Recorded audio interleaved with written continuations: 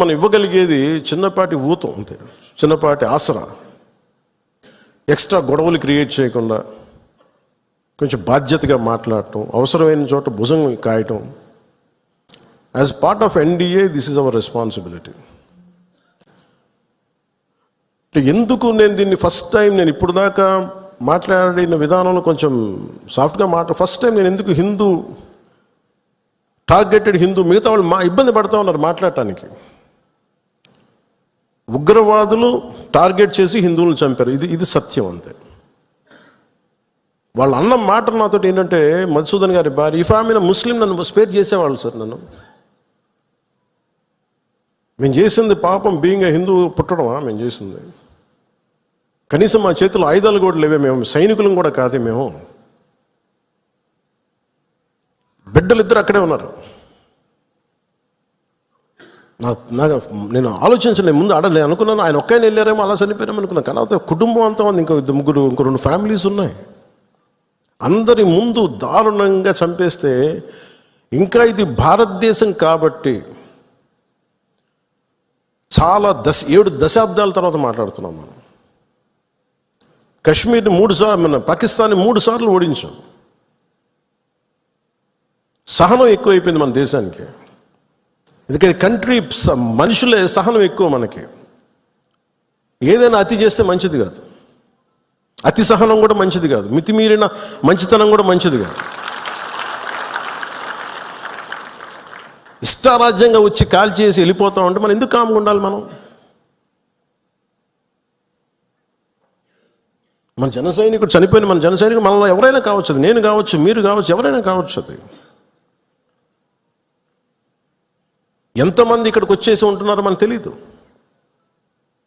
ఏ ముసుగులో ఉంటున్నారో తెలియదు మనకి. సో మీరు వెళ్ళేటప్పుడు ఇది నిరంతర పహార, eternal vigilance is essential element for democracy. మన బాధ్యత పదవులు వచ్చేసినాయా లేదా, మనం గెలిచేసామా లేదా కంటే కూడా ఎంత బాధ్యతగా ఉండగలం మనం, ఎంత నిరంతరంగా మనం విజిలెన్స్తో ఉండగలం, పహారా కాయగలం సమాజం మీద. ఊళ్ళల్లో ఎవరైనా కొత్త వ్యక్తులు వచ్చారా, అనుమానాస్పదంగా తిరుగుతున్నారా, ఇవన్నీ it's also part of our responsibility. So నాకు ఇది 3 సార్లు యుద్ధం ఓడిపోయిన తర్వాత మన మంచితనం ఇంకా అర్థం చేసుకుంటే ఇలాగ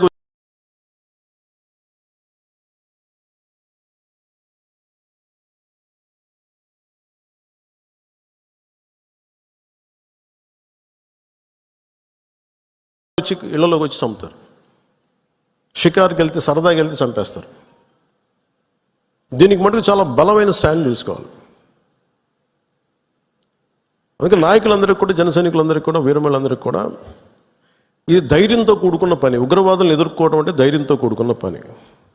దో we're a regional party, we didn't expand as on now, we confine only to state AP, కొంత తెలంగాణ.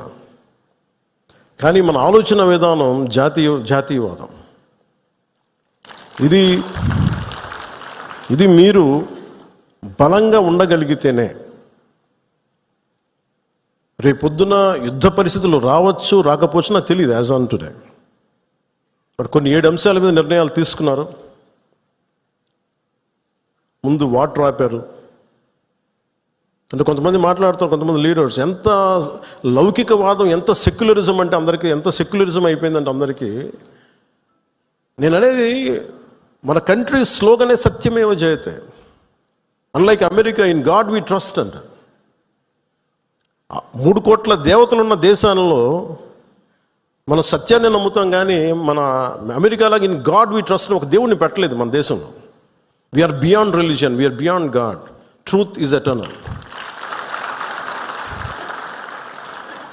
సత్యం అంటే ఏంటి?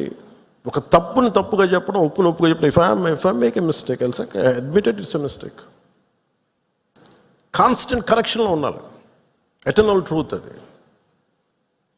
అలా కాకుండా ఇంత 26 మంది చనిపోతే, మత ప్రాతిపాదికన చంపినా కానీ మన సెక్యులర్ వాదులు, సో కాల్డ్ సూడో సెక్యులరిస్, వాళ్ళు ఏం మాట్లాడుతున్నారు? మతం అడిగి చంపలేదంటారు. చనిపోయిన మధుసూదన్ గారి భార్య అందరూ వాళ్ళ అబద్ధాలు చెప్తారు. వాళ్ళు పాకిస్తాన్ని ప్రేమిస్తూ ఉంటారు. వీళ్ళందరూ ఇక్కడ భారతదేశంలోకి వచ్చి మీరు పాకిస్తాన్ని ప్రేమిస్తుంటారు. మొన్న కొంతమంది నాయకులు డిబేట్లో మాట్లాడుతుంటే చూస్తున్నాను. మీరు పాకిస్తాన్ అంత ప్రేమిస్తే దయచేసి పాకిస్తాన్కి వెళ్ళిపోండి. ఇక్కడ ఎందుకు? పాకిస్తాన్ మీద మీకు అంత ప్రేమే ఉంటే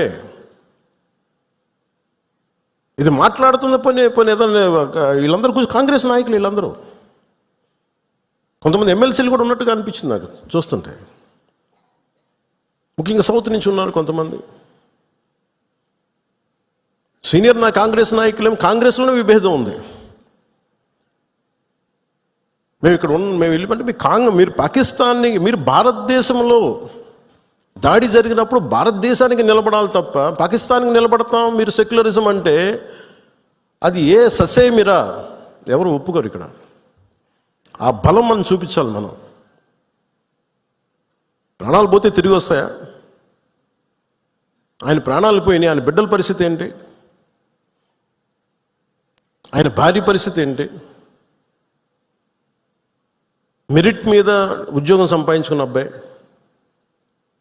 ఒకటే కంపెనీలో నిలబడి ఆ మెరిటోరియస్గా ఎదిగినవాడు ఒకటే మాట ఆయన మా మిస్సెస్ మాట్లాడుతూ ఉన్నారు.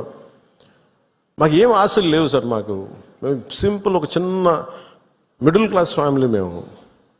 మేము టీవీల్లో కనిపిస్తామని మా కళ్ళలో కూడా ఉన్నాం. కానీ మా దురదృష్టం ఇలా కనిపించాం మేము టీవీలోనే. నా భర్త చనిపోయినప్పుడు ఇలా మేము టీవీలో కనిపించి మా బతుకులు బయటకు వచ్చినాయి. నా భర్త చనిపోయాడు, అది చెప్పుకోవాల్సిన దుస్థితి మాకు వచ్చిందని. వెళ్ళినప్పుడు బిగినింగ్లో ఆవిడ నన్ను ఎంత ఒకలాగా ఒక నిష్ఠూరంగా మాట్లాడారంటే బాధపడుతున్నారు. మిమ్మల్ని అనకూడదని మళ్ళీ అన్నారు. మీరందరూ ఇస్తేనే కదా నమ్మకం. ఇది మోదీ గారి ప్రభుత్వం, ఎన్డీఏ ప్రభుత్వాన్ని కదా మేము భరోసాతో కదా మేము వెళ్ళింది. మేము కాశ్మీరు ఇన్ని కోట్ల మంది వెళ్ళారని మీరు అందరూ చెప్తేనే కదా మేము వెళ్ళాం కాశ్మీరు. మమ్మల్ని ఇలా పెట్టేశారు ఏంటనేది ఆవిడ మాట్లాడుతుంటే ఆవిడ నాలో మొత్తం భారతదేశ ప్రభుత్వాన్ని చూశారు ఆవిడ. నన్ను ఆ తిట్లు నేను తీసుకున్నాను. ఆవిడ సారీ చెప్తున్నారు కానీ నాకు అర్థం లేదమ్మా, మీరు ఎంత తిట్టాలో తిట్టను, ఏం పర్లేదన్నాను. మీ కోపం ఎవడో ఒకరి మీద చూపించాలి. మీరు కోపం మా మీద చూపించను, పర్లేదన్నా. అని ఇంత దారుణంగా ఉంటుంది. నేను అనేది ఏంటంటే మనం నువ్వు ఏదైనా సరే మత ప్రాతిపాదికన చంపటం ఇది మటుకు అస్సలు ఏమాత్రం సహించలేదు. అంటే ఎందుకు భారతదేశం చాలా బలమైనది. భారతదేశం మన సెక్యులరిజం చెప్పుకోకర్లా. సెక్యులర్ అనే పదం మనం యాడ్ చేయక్కర్లా. సెక్యులర్ పదం అని యాడ్ చేయకముందు 70s వీఆర్ సెక్యులర్. సెక్యులరిజం అంటే అపీస్మెంట్ కాదు. అది వైట్ వాష్లు చేయకండి తప్పులు చేస్తే. సర్ తన్ సే జుదా అని చెప్పి అంటే అట్లాగే తుపాకులతో సర్ తన్ సే జుదా చేశారు వాళ్ళు ఉగ్రవాదులు. తల లేదు, పట్టుకుందాం ఆకన్నా ఇలా అంటే తల లేదు అక్కడ. మీరు ఊహించుకోగలరా?